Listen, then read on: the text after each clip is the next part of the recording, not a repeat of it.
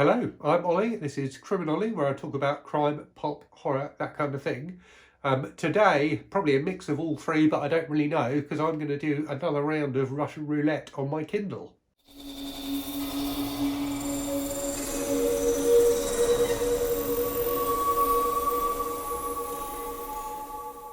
So this What Lurks on My Kindle tag was started by Steve Donoghue in response to a video that Michael K. Vaughan did, where he was going through random things that he'd found on his Kindle.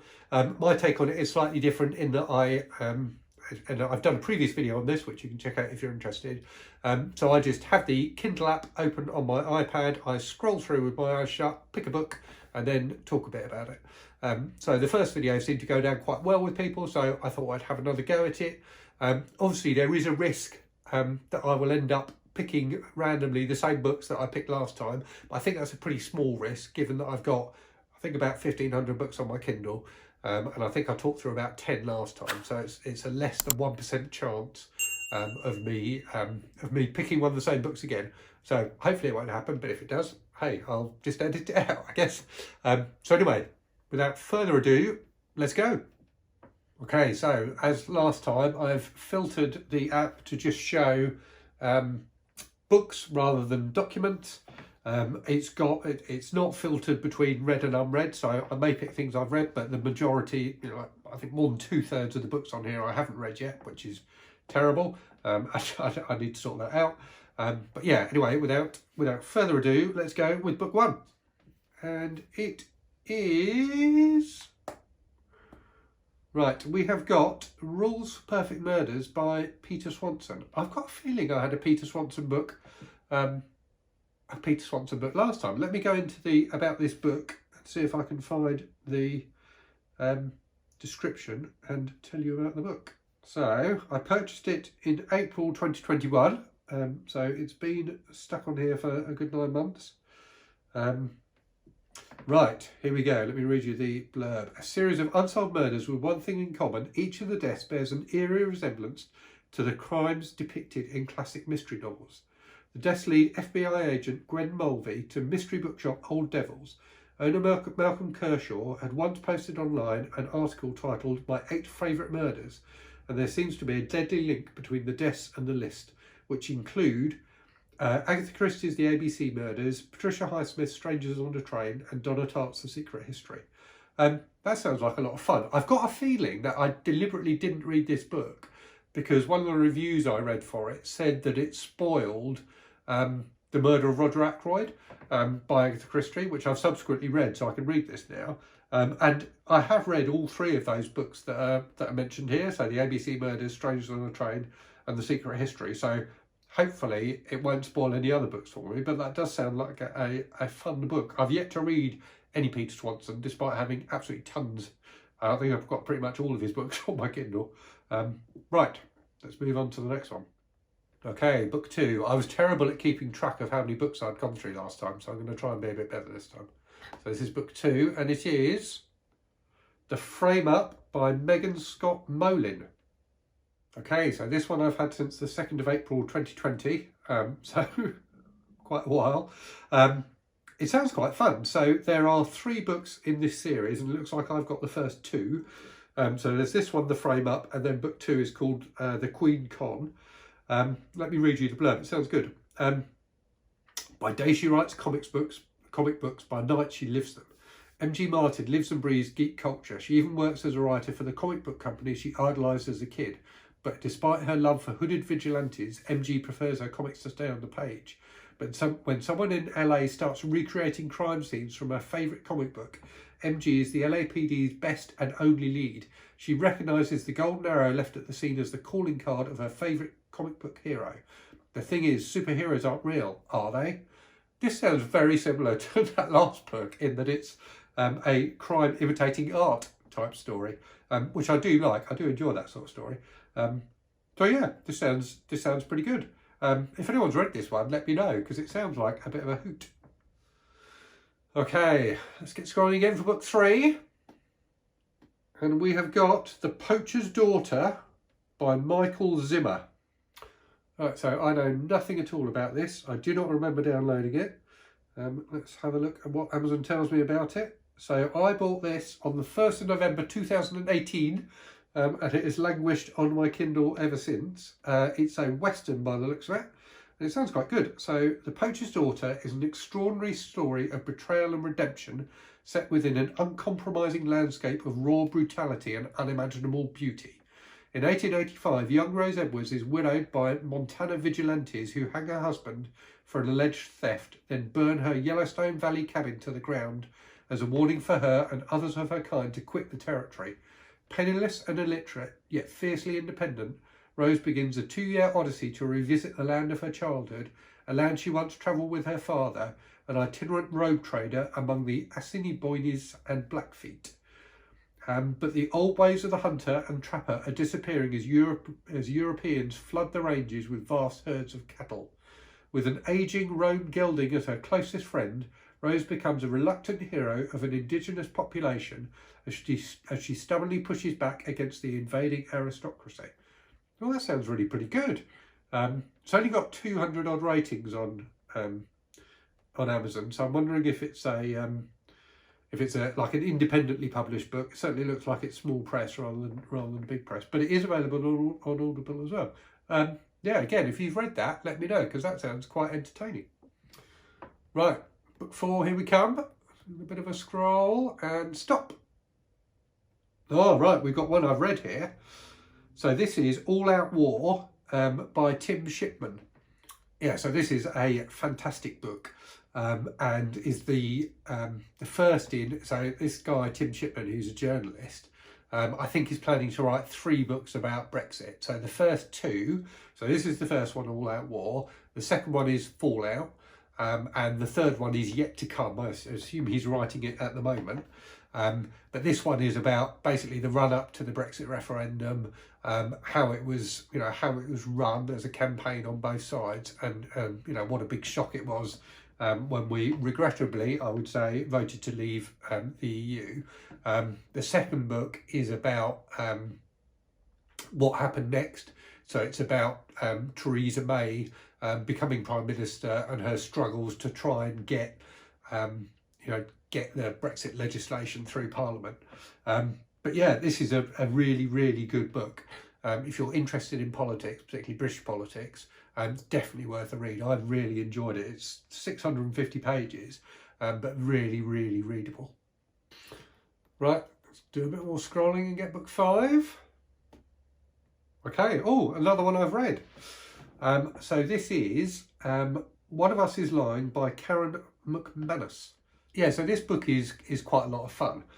So it's a YA mystery novel that felt to me like it's a bit like a mix between The Breakfast Club and Agatha Christie. So 5 characters get put into detention in this American high school, and one of them dies, and you know it's that one of them is the murderer, but you don't know which one. It's a mystery, but it's really entertaining. It's not like the best mystery novel ever written, but I really enjoyed it. I'll read you the blurb very quickly. So the international best-selling YA thriller by acclaimed author Karen McManus, soon to be a major TV series on Netflix. I did not know that. I'll have to watch that when it comes out. 5 students walk into detention, only 4 come out alive. Yale hopeful Bronwyn has never publicly broken a rule. Sports star Cooper only knows what he's doing in the baseball diamond. Bad boy Nate is one misstep away from a life of crime. Prom queen Addie is holding together the cracks in her perfect life. And outsider Simon, creator of the notorious gossip app at Bayview High, won't ever talk about any of them again. He dies 24 hours before he could post their deepest secrets online. Investigators conclude it's no accident. All of them are suspects. So yeah, it's a great premise. It's very light reading, but really entertaining. And I think it has it's got a bit of a kind of a bit of a message going on in there as well, from what I remember. So yeah, I really enjoyed it. It's a good light crime novel, particularly if you like YA stuff. Okay, book 6. I'll try and do 10 again like I did last time. I think I did 10-ish last time. Right, another one that I have not read and have no recollection of at all. It is Crazy Love You by Lisa Unger. I don't know, I assume that's how you pronounce her name. So This is what Amazon, or the Amazon blurb says about this. So New York Times bestselling author Lisa Unger is one of the brightest stars in the game, says Dennis Lehane. So that's quite that's praise indeed. I like Dennis Lehane. And there's also a blurb here from Megan Abbott, who I also like. Mesmerising and unnerving from its first pages to its stunner of an ending. Was also apparently chosen by no less a publication than the Milwaukee Journal Sentinel as the best book of the year. So let's read the blurb. It says, darkness has a way of creeping up when Ian is with Pris. Even when they were kids playing in the woods of their small upstate New York town, the Hollows, he could feel it. Still, Pris was his best friend, his salvation from the bullies who called him loser and fat boy, and from his family's deadly secrets. Now that they've escaped to New York City, Ian no longer inhabits the tortured shell of his childhood. He is a talented... Sorry, I put my teeth in. He is a talented and successful graphic novelist, and Pris is still trouble. The booze, the drugs, the sex. Ian is growing tired of late nights together trying to keep the past at bay, especially now that he's met sweet, beautiful Megan, whose love makes him want to change for the better. But Pris doesn't like change. Change makes her angry, and when Pris is angry, terrible things begin to happen. That sounds like... It sounds entertaining. I'm not sure if it sounds like... quite as good as the blurbs make it out to be, but it does sound like it could be fun. Okay, let's get scrolling again. Okay, it is one I have not read and do not remember. It's Stalingrad by Vasily Grossman.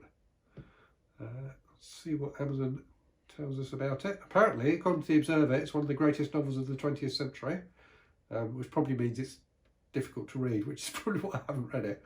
Right, let's go into the about this book. So, in April 1942, Hitler and Mussolini planned the huge offensive on the Eastern Front that will culminate in the greatest battle in human history. Hundreds of miles away, Pyotr Vavilov receives his call-up papers and spends a final night with his wife and children in the hut that is his home. As war approaches, the Shaposh... This has got names all through it. I'm going to struggle with that. A family with a very Russian name gathers for a meal. Despite her age, Alexandra will soon become a refugee. Tolya will enlist in the reserves. Vera, a nurse, will fall in love with a doomed pilot.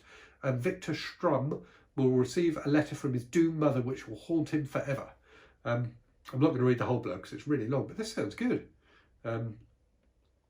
This sounds very good. I'm not sure how old it is. It's, oh my goodness, it's 983 pages long, which may be another reason that I haven't read it. And it looks like there's another book in the same series as well. So it sounds fantastic, but whether I have the stomach for a nearly 1,000-page Russian novel about the Second World War, I'm not sure.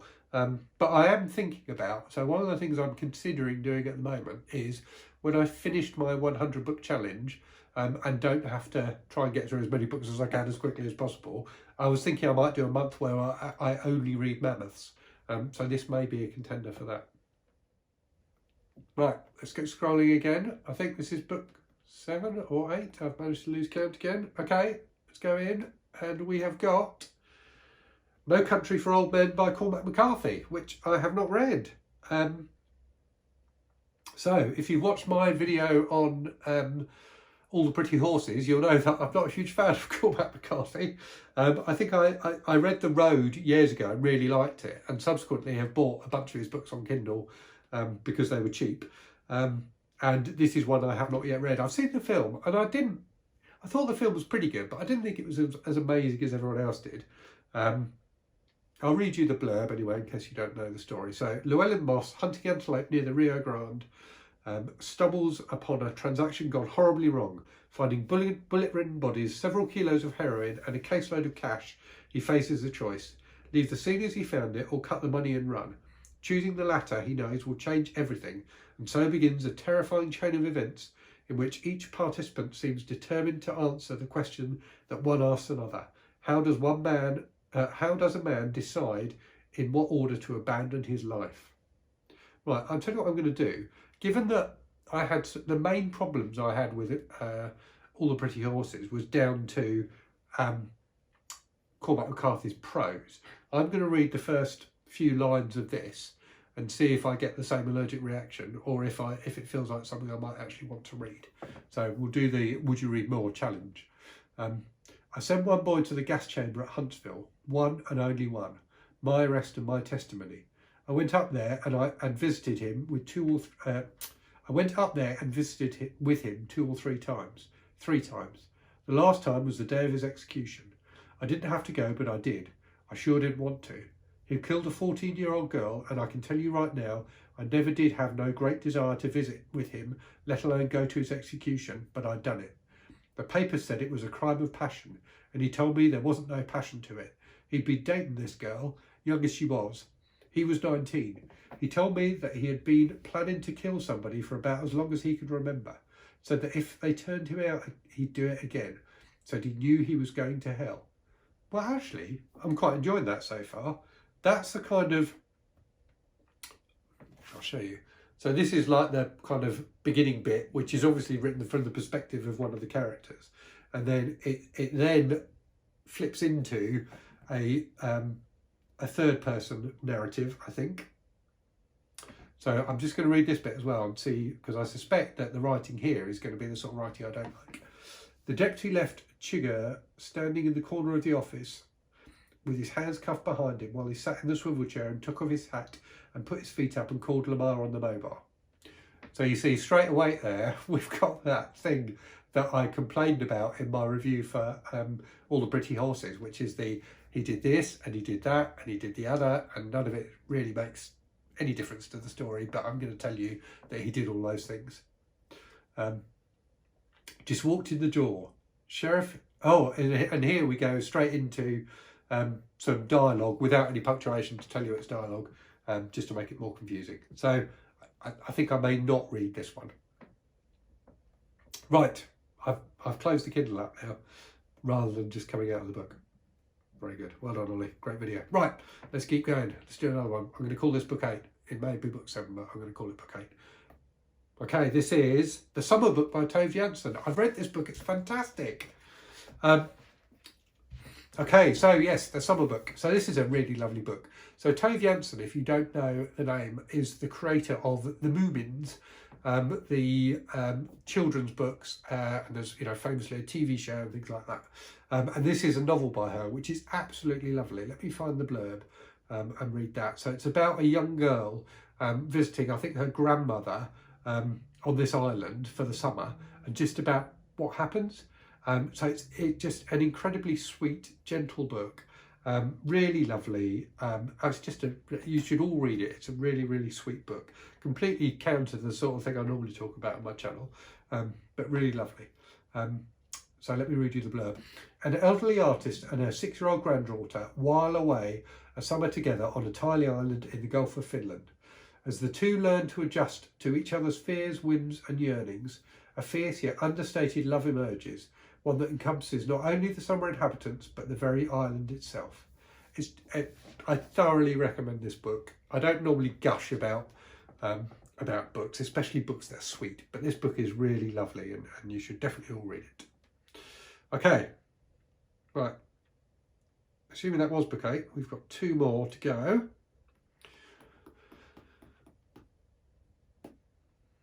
Okay, oh, another book I've read, crikey. Okay, I'm bucking the odds here. Right, so this is The Coming Thing by Bilson.